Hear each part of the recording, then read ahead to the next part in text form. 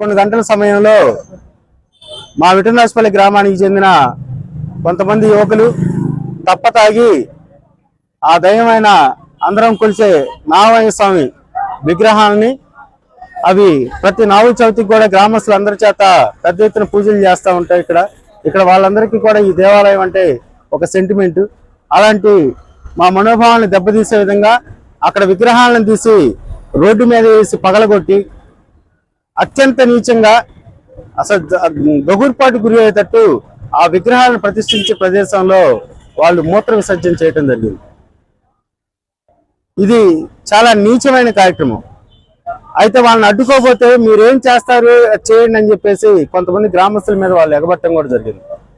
దీనికి సంబంధించి పార్టీలకు అతీతంగా మా విఠలరాజపల్లి గ్రామం మొదటి నుంచి కూడా అందరం కూడా అన్నదమ్ములుగా కలిసికట్టుగా ఉండే గ్రామం. ఇలాంటి గ్రామంలో ఇలాంటి కార్యక్రమం జరగడం అనేది ఒకసారి మా అందరికీ కూడా దగుర్పాటును గురి చేసింది. ఇలాంటి భవిష్యత్తులో పునరావృతం కాకుండా ఎవరైతే ఈ కార్యక్రమం చేశారో వాళ్ళ చేత తిరిగి అక్కడ ప్రతిష్ఠ చేయించడమే కాకుండా వాళ్ళకి కఠినమైన శిక్ష.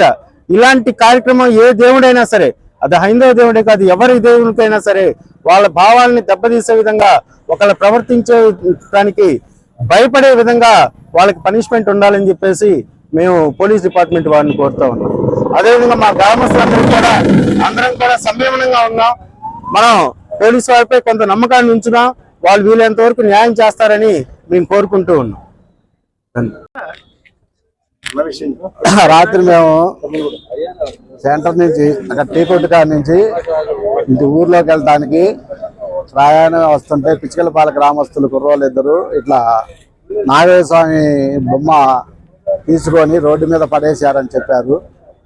దాంతో మేము కూడా నేను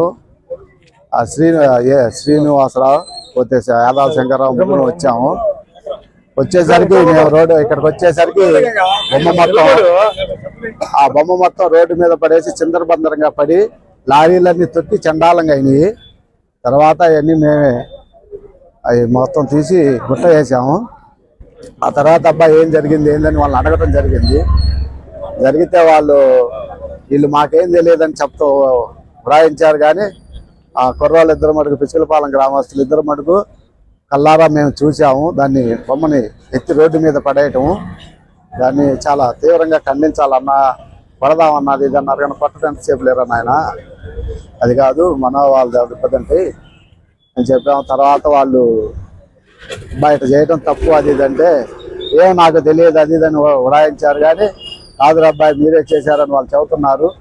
దీన్ని మీరు ఇదైందంటే మీరు చేసుకునేది ఏదో చేసుకోండి, లేకపోతే పోలీసులు కేసు పెట్టుకోండి అది ఇది అన్నాడు.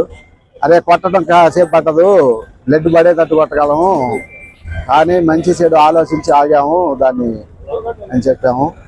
తర్వాత కొట్టడం ఎందుకులని వాళ్ళని పంపించేసాం. మీద పాస్ పోసారా? అది